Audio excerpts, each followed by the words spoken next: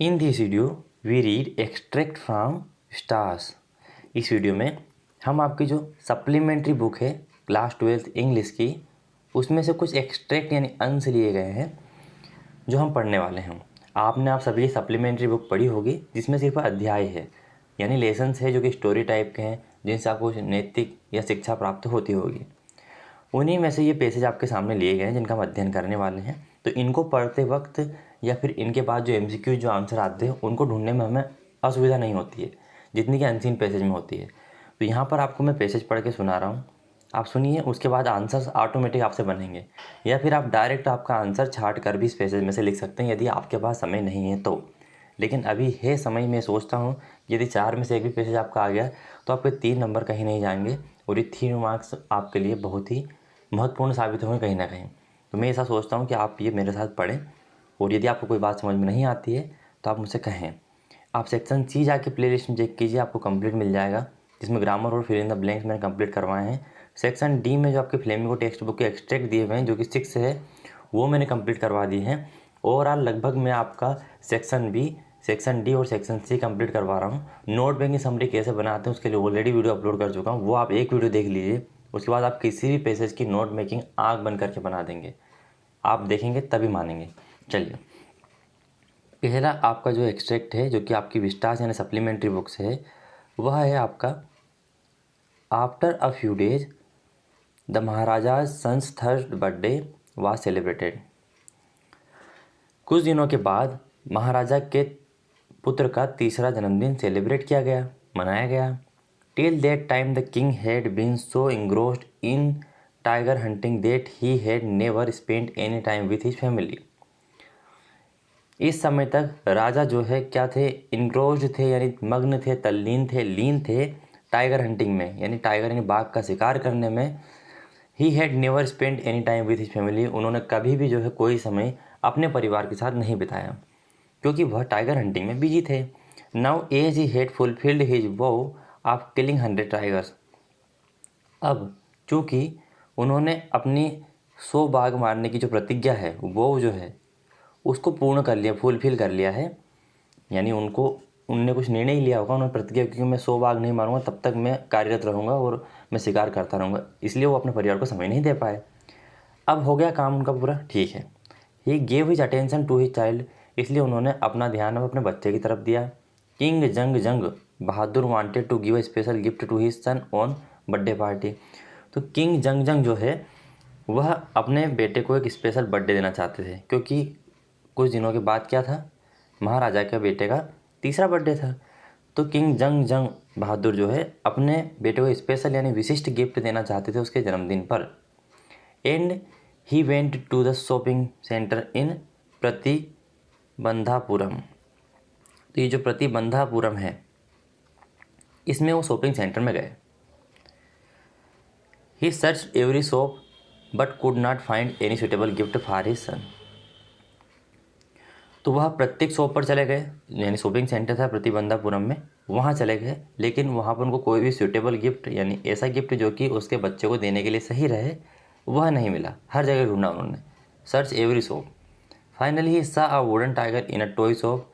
और जो खेल खिलौने की दुकान थी ना, टॉय शॉप जिसमें खिलौने मिलते हैं, उसमें उनको एक लकड़ी का टाइगर दिखा अंततः।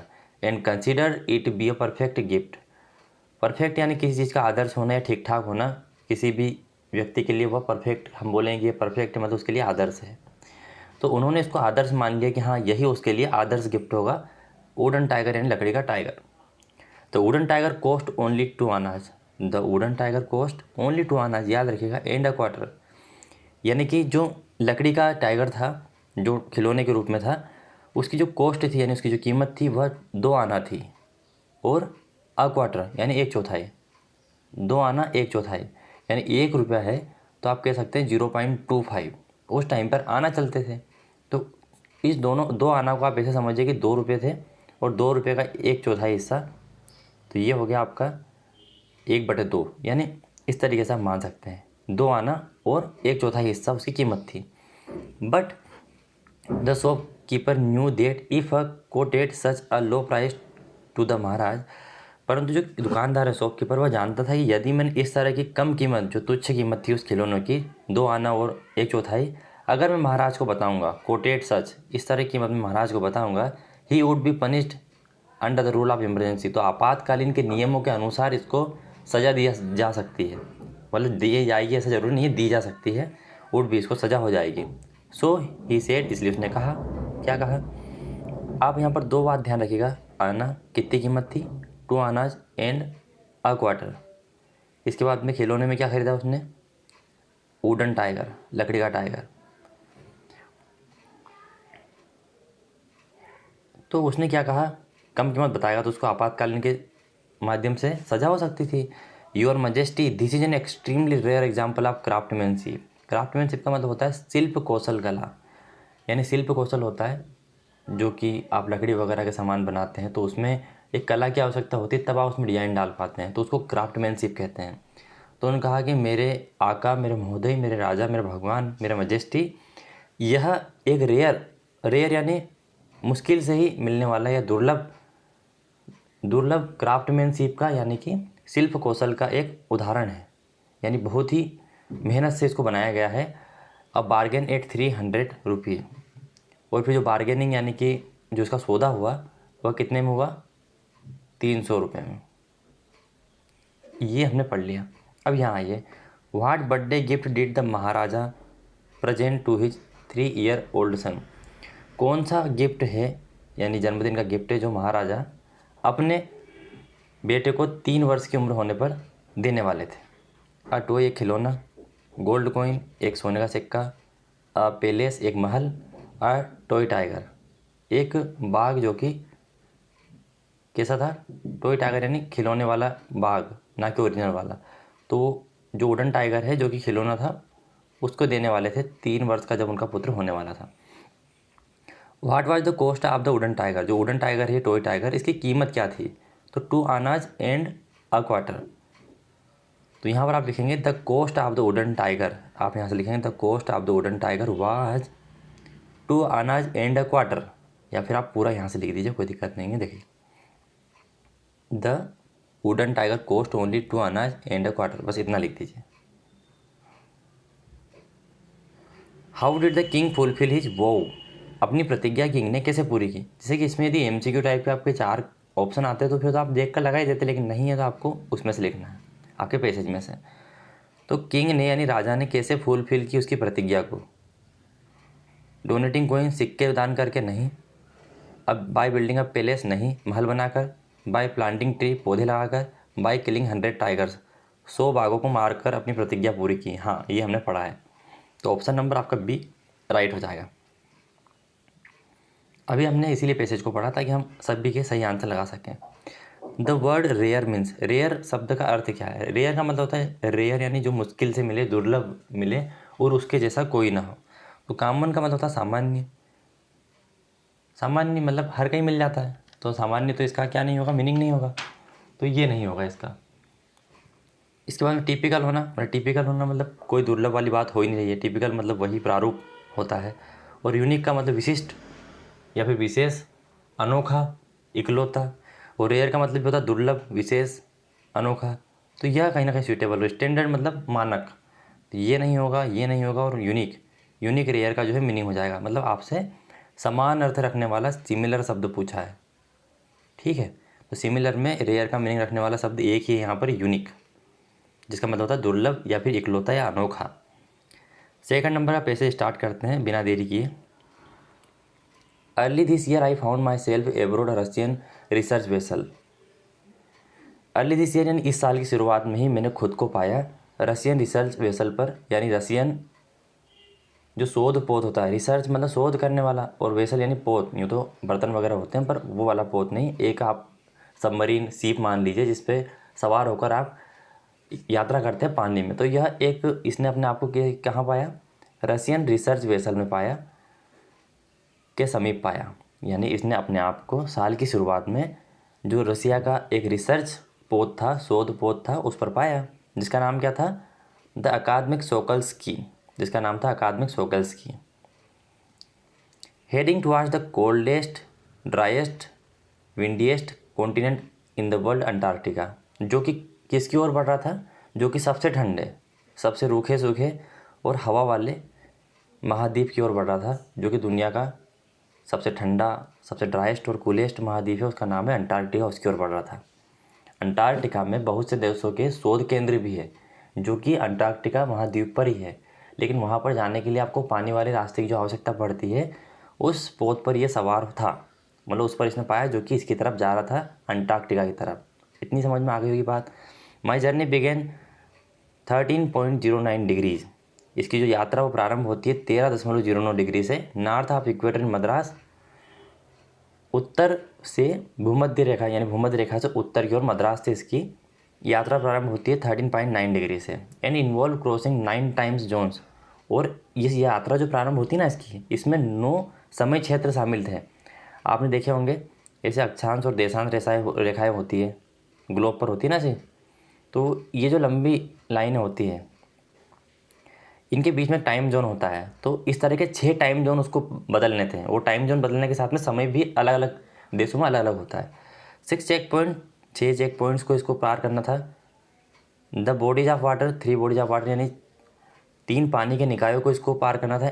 एंड एटलीस्ट मेनी इकोस्फीयर, और कम से कम इसको कई पारिस्थितिक तंत्र जो है वो पार करने थे। पारिस्थितिक तंत्र वह तंत्र होता है जिसमें जीव समुदाय निवास कर सके। जैसे कि हम बोलते हैं पारिस्थितिक तंत्र क्या होता है, तो उसमें सभी जीव निवास करते हैं, और पूरा पारिस्थितिक तंत्र का एक चक्र होता है कि छोटे जानवर बड़े जानवर को खाते हैं, इस तरीके से अपना पेट भरते हैं। और पारिस्थितिक तंत्र का मतलब है कि आपके जीवन जीने के सारे सुख सुविधा या फिर आवश्यक चीज़ें वहाँ पर उपलब्ध है, उसको आप बोलते हैं पारिस्थितिक तंत्र। तो इसका मतलब हो गया इकोस्फीयर। तो इसको कई ऐसे पारिस्थितिक तंत्र पार करने थे। शब्द ध्यान रखिएगा, आप काम आएगा बाद में। By the time I actually set foot on the Antarctic continent, समय के साथ जब मैंने अंटार्कटिक यानी कि वो जो महाद्वीप था जिस पर ये जा रहा था, उस पर जब वास्तव में इसने पैर रखे, अपने पैर actually set foot on the Antarctic continent, I had been travelling over 100 hours in combination of a car. तो जब मैं वहाँ पहुँचा तो ऐसा नहीं है कि मैं डायरेक्ट एक पोत में सवार हुआ और वहाँ पहुँच गया। मेरी जो यात्रा हो रही थी वह 100 घंटों से हो रही थी। 100 घंटों से, जिसमें क्या क्या मैंने लिया था उन 100 घंटों में, या फिर 100 आवर्स में क्या क्या लिया था इसने, उसमें कॉम्बिनेशन था कार का, यानी कार के द्वारा भी यात्रा की इसने, एन एरोप्लेन एंड शिप। मतलब इन सब चीज़ों से गुजरने के बाद में ये अपने, मतलब जिसमें ये था पोत में, शोध पोत में, उसमें आया था। मतलब ये यात्रा जो है 100 आवर्स की थी और इसमें ये सारी चीज़ें इंक्लूड थी, तब जाके यहाँ पहुँच पाया है। My first emotion on facing Antarctica's expensive wide landscape. और जो मेरी पहली भावनाएँ थी जो वहाँ पर जाने के बाद में अंटार्कटिका पर, जो कि क्या था, अंटार्कटिका पर जाने पर एक लैंडस्केप था, यानी भूपृष्ठ था। कैसा था वह? पूरा विशाल वाइट था, क्योंकि वहाँ बर्फ़ ही बर्फ़ होती है।